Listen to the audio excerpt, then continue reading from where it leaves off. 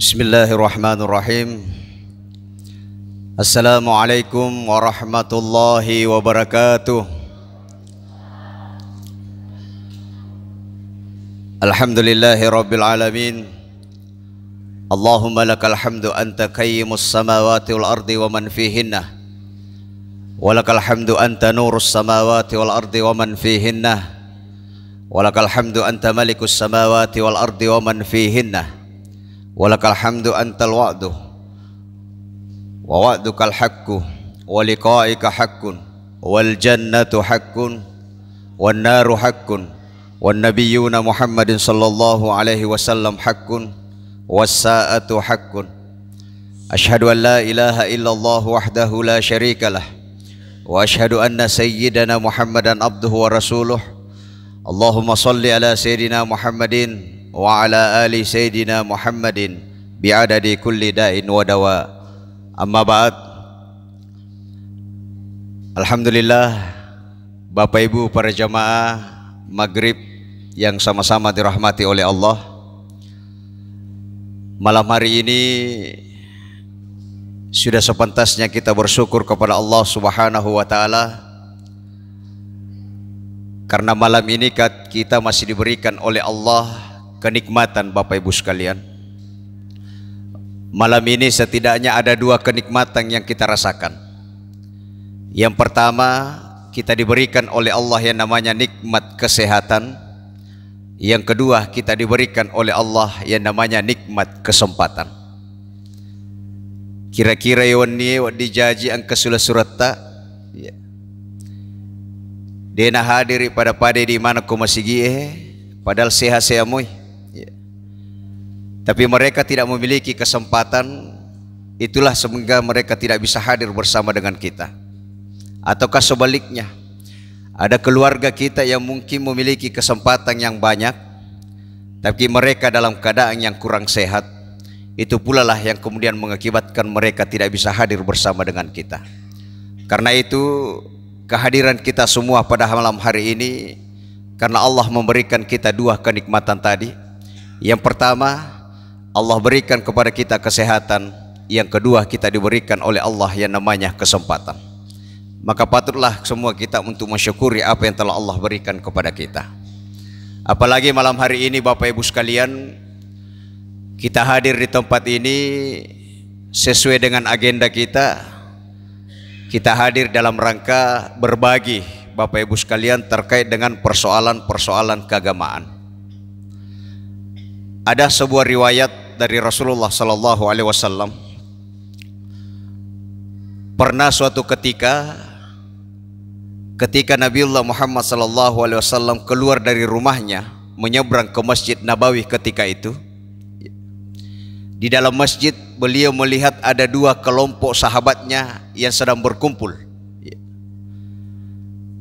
Taruhlah ini masjid, tame Nabi taku masigi dia melihat ada dua kelompok sahabatnya. Di sudut di belakang sana, sebelah timur utara, ada sahabatnya yang berkumpul. Sahabatnya yang berkumpul itu mereka melakukan zikir. Sementara kumpulan yang lain berada di sudut barat selatan masjid tersebut. Sahabat yang berkumpul di situ mereka melakukan kajian fikih, membahas tentang hukum-hukum Islam. Jadi dalam masjid itu ada dua majelis yang terjadi.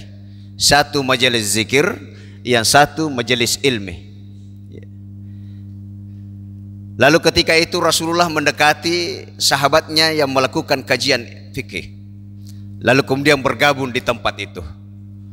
Setelah itu, setelah kegiatan selesai, salah seorang sahabat bertanya, "Ya Rasulullah, di antara dua majelis yang tadi engkau dapati, yang mana yang lebih utama?" Nabi katakan, kedua-duanya majelis itu adalah majelis yang utama. Tetapi kalau dimemilih, maka yang lebih utama dari keduanya itu adalah majelis yang melakukan kajian, yaitu majelis ilmu. Salah satu alasannya kata Nabi adalah kalau terkait dengan persoalan zikir, maka zikir kita bisa lakukan di mana saja dan kapan saja. Zikir tidak terikat oleh waktu. Apakah kita dalam keadaan tidur kita bisa berzikir, dalam keadaan duduk kita juga bisa berzikir, di masjid kita bisa berzikir, di rumah kita bisa berzikir, pokoknya di mana saja dan dalam waktu apa saja kita bisa melakukan zikir. Tetapi yang namanya majelis ilmu, kata Nabi, ini tidak selalu kita dapatkan. Oleh karena itu kata Nabi, kalau mendapati atau membandingkan dua hal ini, maka yang lebih utama adalah mengikuti majelis ilmi ketika itu. Oleh karena itu kita bersyukur malam hari ini kita bisa melakukan apa yang dikatakan oleh Rasulullah, yaitu mengikuti majelis ilmu. Dari hari ini, malam ini kita akan berbagi terkait persoalan-persoalan agama atau persoalan-persoalan yang terkait dengan kita umat Islam. Hadirin sidang jamaah yang dirahmati oleh Allah. Dalam sebuah hadis Rasulullah dikatakan, "Man salaka tariqan yatlubu fihi ilman, salakallahu bihi tariqan min turukil jannah."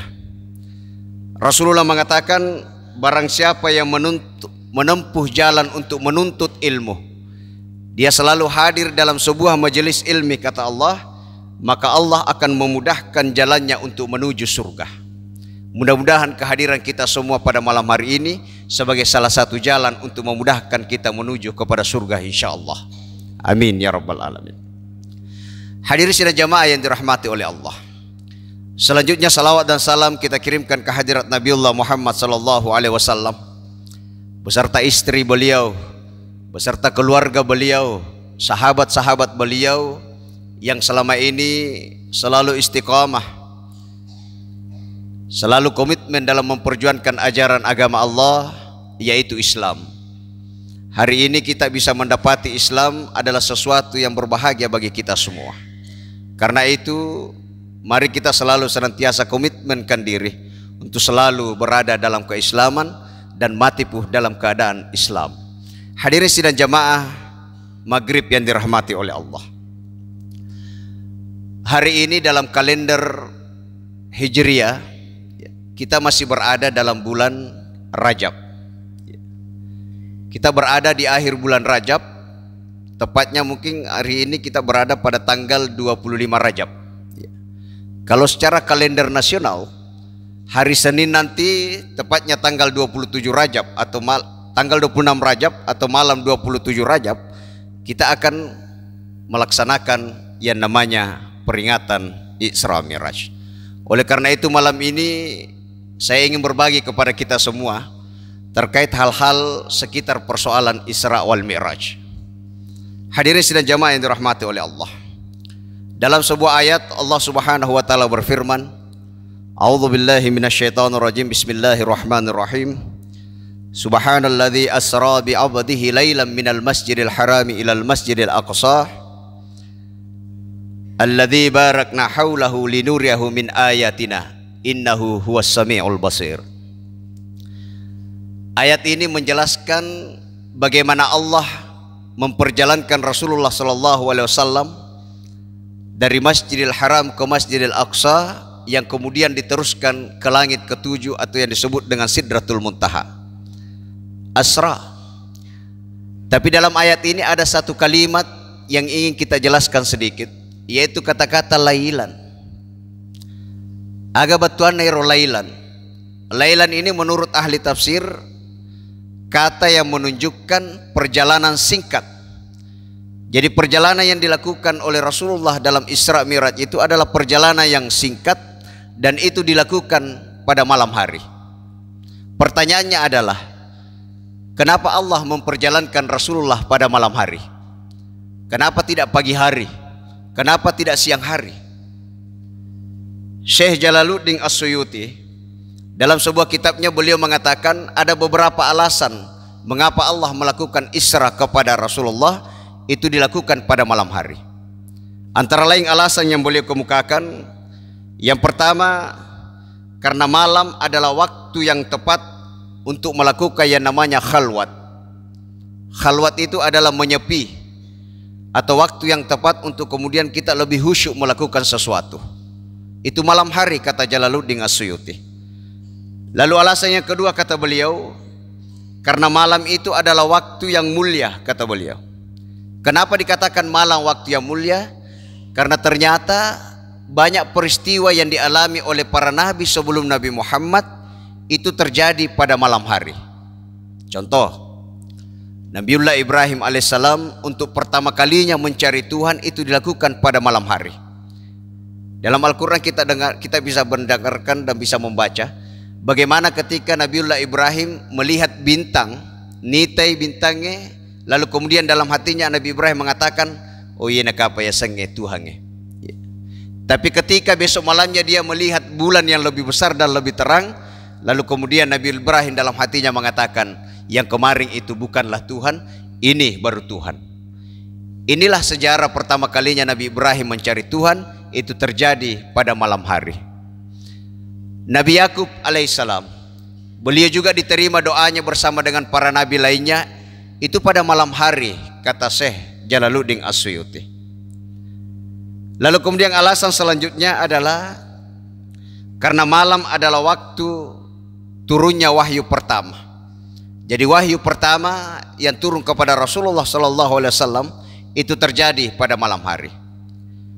Lalu kemudian alasan selanjutnya adalah karena malam, kata beliau, adalah waktu yang tepat untuk berkumpul bersama keluarga yang dicintai. Inilah beberapa alasan yang dikemukakan oleh Syekh Jalaluddin As-Suyuti mengapa kemudian Allah memperjalankan Rasulullah itu dilakukan pada malam hari. Intinya adalah malam hari adalah waktu yang tenang, waktu yang baik untuk kemudian kita beribadah kepada Allah Subhanahu wa taala. Hadirin sidang jamaah yang dirahmati oleh Allah. Ini perjalanan Isra. Perjalanan dari Masjidil Haram ke Masjidil Aqsa, lalu kemudian diteruskan ke Sidratul Muntaha. Dalam ayat ini tidak ada kata Isra. Di dalam ayat ini tidak ada kata Mi'raj. Menurut salah satu ulama dari Kendal, yaitu Syekh Ahmad Abdul Hamid, bahwa kata Mi'raj itu sebenarnya muncul itu sebagai bentuk menjawab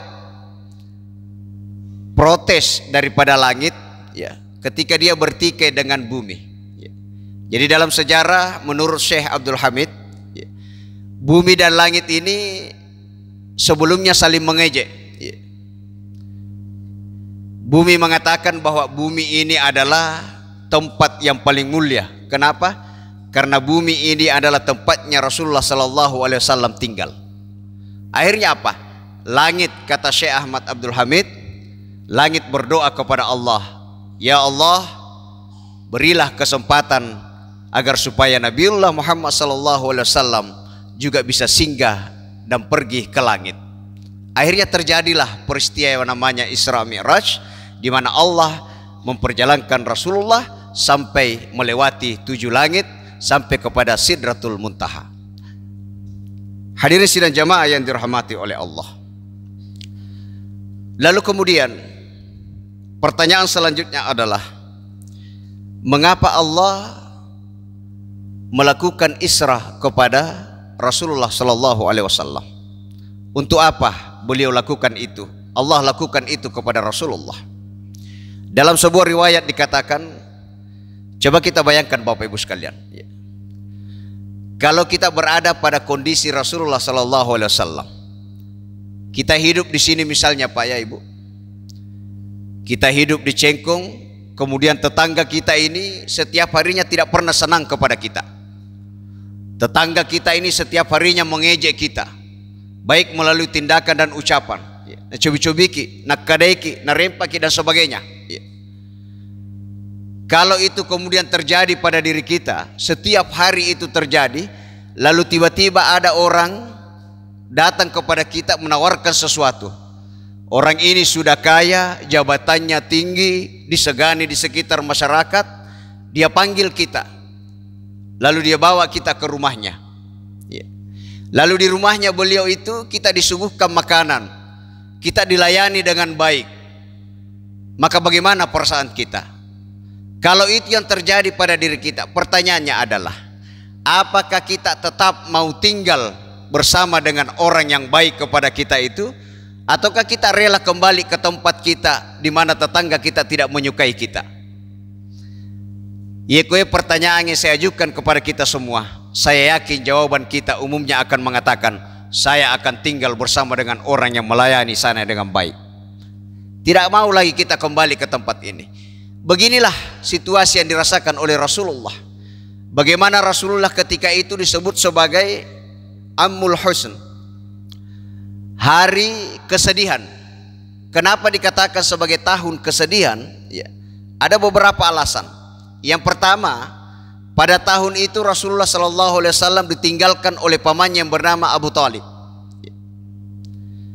Pamannya Abu Talib ini adalah orang yang menjadi tamengnya selama ini. Palapiarona nabita. Setiap kali Nabi ingin disakiti, maka ada pamannya Abu Talib yang selalu menghadang. Karena Abu Talib ini pamannya juga termasuk orang yang disegani ketika itu dalam suku Quraisy, sehingga dia menjadi tameng daripada Rasulullah SAW. Sehingga ketika Rasulullah kehilangan pamannya, maka dia merasa kehilangan orang yang akan melindunginya. Tidak cukup sampai di situ, Bapak Ibu sekalian. Setelah beliau kehilangan pamannya, pada tahun yang sama Rasulullah juga kehilangan istrinya tercinta, yaitu Sayyidatul Khadijah. Istrinya Khadijah meninggal dunia. Sementara istrinya Khadijah ini adalah orang yang selalu menyertai beliau, sekaligus menjadi salah satu pendukung atau penyokong beliau dalam berdakwah. Karena Khadijah disebut atau dikenal sebagai orang yang memiliki kekayaan. Mati Amurena Abu Talib. Lalu kemudian juga meninggal istrinya Siti Khadijah. Lalu kemudian yang ketiga yang terjadi adalah di tahun itu juga para orang-orang Quraisy mengisolasi keluarganya Rasulullah SAW, tidak boleh kemana-mana. Dia dijaga terus-menerus oleh kaum Quraisy. Tiga hal inilah yang membuat kesedihan bagi diri Rasulullah SAW. Oleh karena itu, untuk kemudian kesedihan ini supaya hilang sedikit demi sedikit, maka Allah memperjalankan Rasulullah dari Masjidil Haram ke Masjidil Aqsa sampai ke Sidratul Muntaha, di mana Nabi dalam perjalanan itu melihat berbagai macam keindahan surga dan sebagainya. Hadirin sidang jamaah yang dirahmati oleh Allah, inilah yang kemudian mengapa Allah memperjalankan Rasulullah. Salah satu penyebabnya adalah karena pada tahun itu dikenal sebagai tahun kesedihan bagi Rasulullah SAW. Lalu selanjutnya Bapak Ibu sekalian, dalam peristiwa Isra Mi'raj ini apa yang bisa kita petik? Seperti yang kita ketahui bersama bahwa peristiwa Isra Mi'raj ini salah satu perintah yang didapatkan oleh Rasulullah untuk kemudian disampaikan dan dilakukan oleh umatnya, yaitu apa yang kita telah lakukan tadi, yaitu perintah melaksanakan sholat. Pada mulanya yaitu perintah sempajangnya Pak, waktu pertama kali Allah berikan kepada Rasulullah, itu Allah berikan perintah sebanyak 50 kali dalam sehari semalam. Terbayangkan nih Pak Ibu, benengi na terima nabi tak 50 ilalan nasya sosiwani tulle kita di tepi kau. Ia lagi 5 waktu kira-kira ya meraji tasading. Lalu ketika Nabi mendapatkan itu, turun di langit selanjutnya, dia bertemu dengan Nabiullah Musa alaihissalam. Maka Nabi Musa agan alek kupuangnya nasana parentanga masampaja 50 dalam sehari semalam. Maka Nabi Musa denule umatmu, umat saja saya yang kuat ini tidak mampu melakukan itu. Sekarang kembali kepada Allah, lalu minta supaya itu diringankan oleh Allah. Akhirnya Nabi kembali dari 50 kemudian turun menjadi 40. Lalu kemudian setelah itu diperintahkan lagi oleh Nabi Musa, maka ada rewasiko mata namu pero 40 menjadi 30 menjadi 10, akhirnya menjadi 5. Ketika ini 5 sebenarnya maka ada mopi Nabi Musa rewa pokok mata namu itu gak gitu.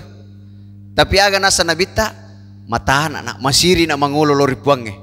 Taruh ni 5 waktu terima yang kemudian akan dilakukan oleh umatku. Dan benar kata Nabi Musa, hari ini kita bisa saksikan ternyata masih banyak umatnya Rasulullah yang masih berat untuk kemudian melakukan sholat 5 waktu dalam sehari semalam. Hadirin sidang jamaah yang dirahmati oleh Allah. Salat ini dalam sebuah hadis dikatakan, awwalu ma yuhasabu minal abdi yaumal qiyamati as-shalah. Yang paling pertama amalan yang akan dihitung oleh Allah di hari kiamat nanti itu adalah salatnya. Sampajat apalana sampajangnya. Kalau ibadah salat kita baik kata Nabi, maka yakinlah ibadah-ibadah yang lainnya akan ikut baik. Sebaliknya kata Nabi, kalau ibadah salat kita dalam kehidupan dunia ini tidak baik, maka yakin pula lah bahwa ibadah-ibadah lainnya itu juga ikut tidak baik. Karena itu yang paling awal yang perlu kita perbaiki dalam kehidupan kita ini adalah senantiasa memperbaiki ibadah salat kita. Meskipun demikian kata Nabi, dalam sebuah hadis juga dikatakan, sayati ala ummati yusalluna wala yusallun. Kata Nabi, akan datang masa di mana umatku ya, mega atau sempajang, tetapi pada hakikatnya dia sempajang. Yusalluna wala yusallun. Mereka salat, tapi pada hakikatnya mereka tidak melakukan salat. Kenapa? Karena mereka melakukan salat tidak seperti apa yang disampaikan oleh Allah dalam Al-Quran. Apa esensinya salat Bapak Ibu sekalian? Esensinya salat adalah inna salata tanha anil fahsya'i wal munkar, yaitu sempajangnya mencegah kita untuk melakukan perbuatan keji dan mungkar. Itu tujuan daripada salat. Tetapi ternyata di antara manusia atau di antara umat Rasulullah ada yang rajin melakukan salat, tetapi di satu sisi dia rajin juga untuk melakukan sesuatu yang tidak baik. Inilah yang dimaksud dengan Nabi, yusalluna wala yusallun. Mereka rajin melaksanakan salat, tetapi di satu sisi mereka juga rajin untuk melakukan sesuatu yang tidak baik. Hadirin sidang jamaah yang dirahmati oleh Allah. Lalu kemudian, apa keistimewaan daripada salat? Yang pertama tadi keistimewaannya salat Bapak Ibu sekalian, salat ini satu-satunya ibadah yang diberikan langsung oleh Allah kepada Rasulullah tanpa melalui perantaraan, yaitu dengan proses Isra wal Mi'raj.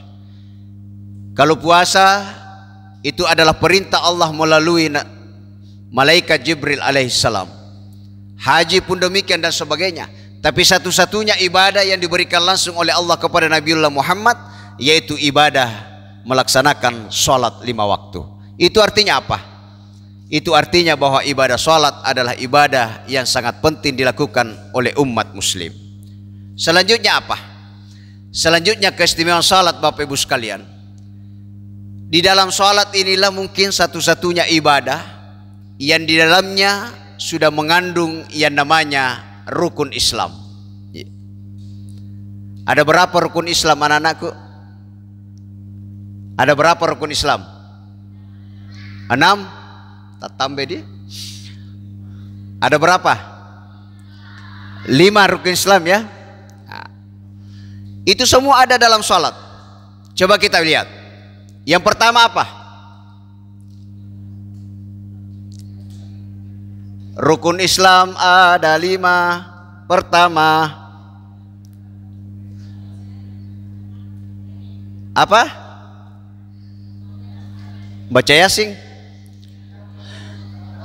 Yang pertama adalah syahadatain, membaca 2 kalimat syahadat. Apa itu? Asyhadu an la ilaha illallah wa asyhadu anna Muhammadar Rasulullah.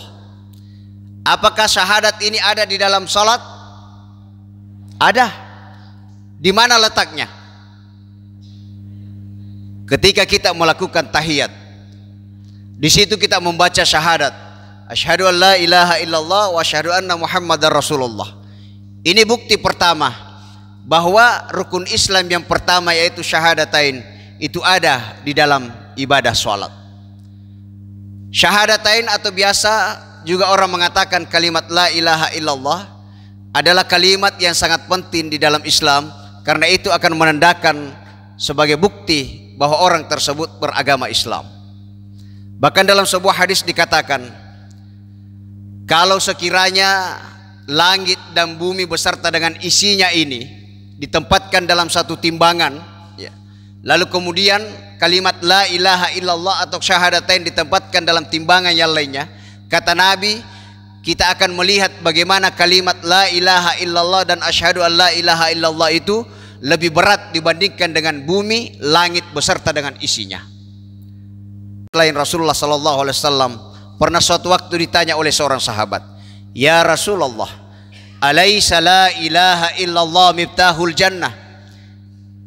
Ya Rasulullah, bukankah la ilaha illallah itu adalah kuncinya surga? Kata Nabi, "Bala, benar. Walakin, akan tetapi," kata Nabi, "laisa miftahun illa lahul asnan." Tidaklah disebut sebuah kunci, kata Nabi, apabila kunci itu tidak memiliki yang namanya gerigi.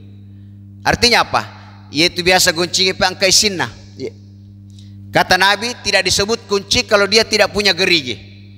Jadi katanya Nabi, kalimat la ilaha illallah itu barulah sebatas batang kunci. Namun demikian kita semua yang hadir ini, kita sudah memiliki modal, Bapak Ibu sekalian. Kita telah memiliki kalimat la ilaha illallah yang menjadi batang kunci yang disebut oleh Rasulullah. Tugas selanjutnya kita adalah mencari gerigi daripada kunci tersebut atau batang kunci tersebut. Apa gerigi daripada batang kunci tersebut? Geriginya dijelaskan oleh Rasulullah melalui firman Allah Subhanahu wa taala dalam surah Al-Asr. Wal asri innal insana lafi khusr. Demi masa, kata Allah, sesungguhnya manusia itu dalam kerugian. Sesungguhnya manusia itu tidak akan masuk surga, kata Nabi. Illa, kecuali yanagun yasengi sinai. Yang pertama, illal ladzina amanu. Gigi yang pertama dari kunci surga tersebut adalah alladzina amanu, iman, kata Nabi, kata Allah. Jadi gerigi pertama dari kunci itu adalah iman atau ilmu. Yang kedua, wa amilus sholihat, amalan. Yang ketiga adalah wa tawasau bil haqqi. Setelah itu adalah dakwah, memberitahukan kepada orang lain terkait hal yang benar.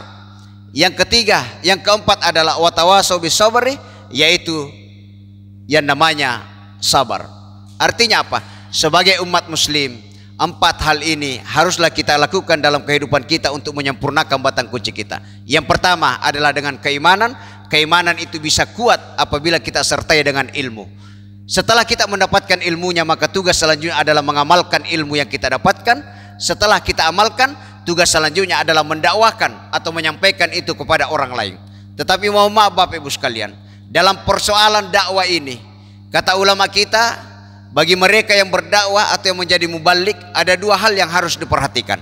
Pertama, tidak diperkenankan kepada seorang dai atau seorang mubalik yang kemudian dia mendakwahi orang lain sementara keluarganya sendiri ditelantarkan. Yang kedua, tidak diperkenankan seorang dai untuk kemudian melompat menjadi pendakwah tanpa melalui 2 hal ini, yaitu dia memiliki ilmu, yang kedua memiliki atau telah melakukan amalannya.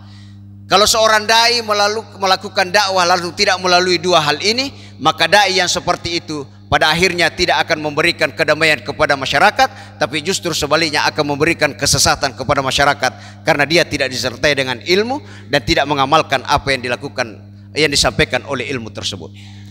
Hadirin yang berbahagia, lalu yang keempat adalah ketika semua ini kita lakukan, maka tugas selanjutnya adalah kita bersabar menunggu hasil apa yang kita telah lakukan.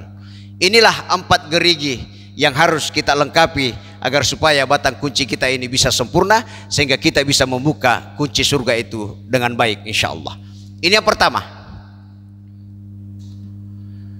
bahwa kalimat syahadatain itu ada di dalam sholat. Yang kedua, rukun Islam yang kedua itu apa? Rukun Islam yang kedua itu adalah sholat itu sendiri. Sholat itu sendiri. Lalu kemudian apa yang perlu kita ketahui dalam sholat, Bapak Ibu sekalian? Secara umum kita sudah tahu bahwa caranya sholat seperti ini, caranya berwudu seperti ini. Itu adalah rangkaian daripada sholat.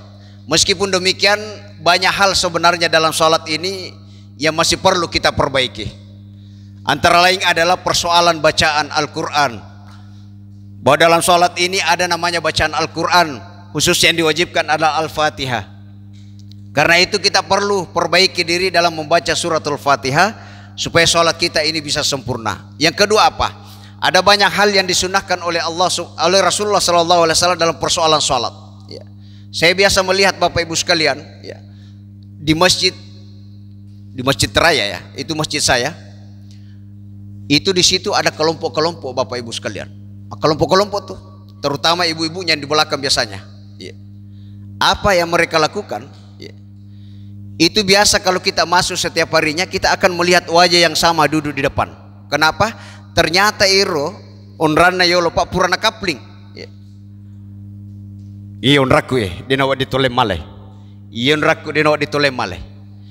Ini terjadi di sana Pak. Akhirnya apa? Pernah suatu waktu ada musafir orang dari luar masuk, lalu kemudian menempati tempat itu. Be natagoy. Naseh tanon ramu he. DP musa makadon raku he. Padahal masjid ini Pak adalah milik umum. Siapapun yang lebih duluan masuk ke masjid ini, maka dia berhak untuk menempati tempat yang mana mereka tempati. Ya. Kecuali imam. Ya. Karena itu ada petugasnya. Yang kedua, yang di belakang imam.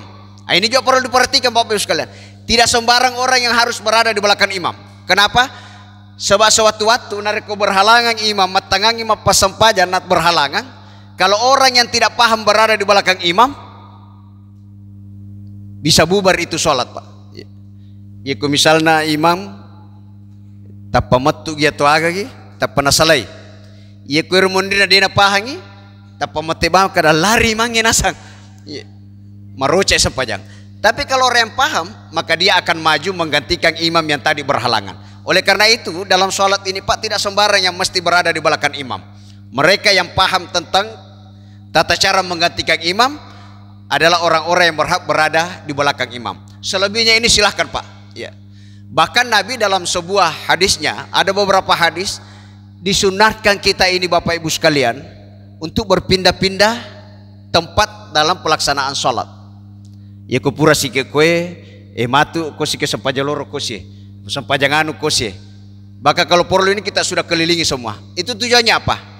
Kata Nabi, itu tujuannya adalah supaya di akhirat nanti, ya, itu akan menjadi saksi kita maka tongangi purakan nonri masam pajang. Ye komi miroin resi diro, ye tomi itu sasita tuh. Ya. Oleh karena itu kegiatan ini sebenarnya banyak terjadi di beberapa tempat. Karena itu perlu kita pahamkan bahwa tempat ini adalah milik bersama. Siapapun yang datang lebih dahulu di tempat ini berhak menempati tempat yang telah ada atau yang kosong. Jadi tidak ada pemilikan dalam masjid ini. Ya. Bahkan yang punya masjid pun tidak berhak untuk menentukan ini tempatnya saya. Ya. Hadirin sidang jamaah yang dirahmati oleh Allah. Ini sholat.